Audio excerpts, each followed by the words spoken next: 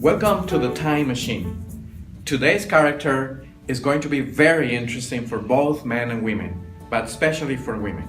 Without any further ado, let's have Beatrix Potter, ladies and gentlemen.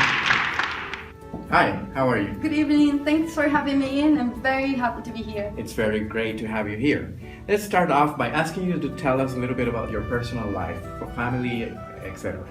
Okay, well, maybe it's important to know that I was born in 1866.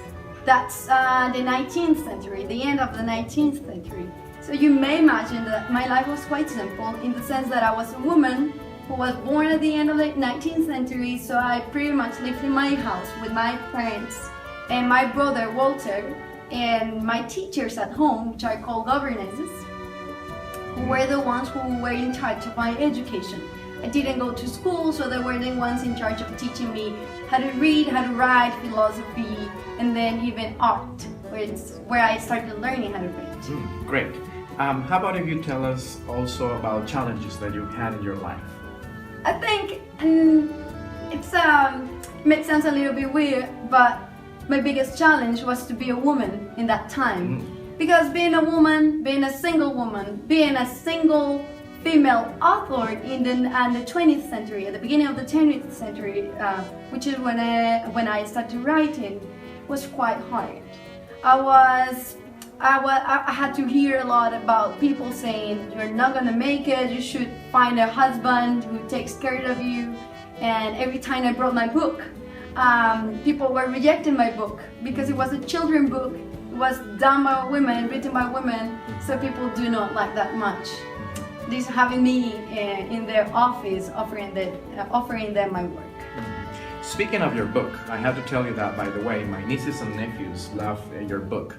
And I would like you to tell me about personal achievements. I guess your book is one of them, but could you share those things with us, please? Well, the first thing was I started drawing before I started writing. So here I have one of my drawings. Since I was born in the countryside, I had a lot of pets, an enormous amount of animals around me, and trees and nature. I'm also a conservationist, and I was really into nature. So I started drawing what I had around me. Then I started getting all these crazy ideas of animals doing what I do in real life, having tea with a friend, or going fishing and doing regular stuff. So my biggest achievement was that, giving life to Peter Rabbit, Jeremy Fisher, and all those characters who were the rabbit who was next to me, and then I give life to that character by putting on some shoes and then a cardigan. So that was the first big achievement I have. Then I started writing the books. The first book, or the first tale I wrote, was Peter Rabbit, this is a compilation of all my books. This is Peter Rabbit, and he's in Mr. McGregor's form. So being accepted with the first publishing house was the most exciting thing, or the first exciting thing I had with my work. Excellent, wonderful. To finish, can you tell us any personal anecdotes or experiences related to your job or anything else?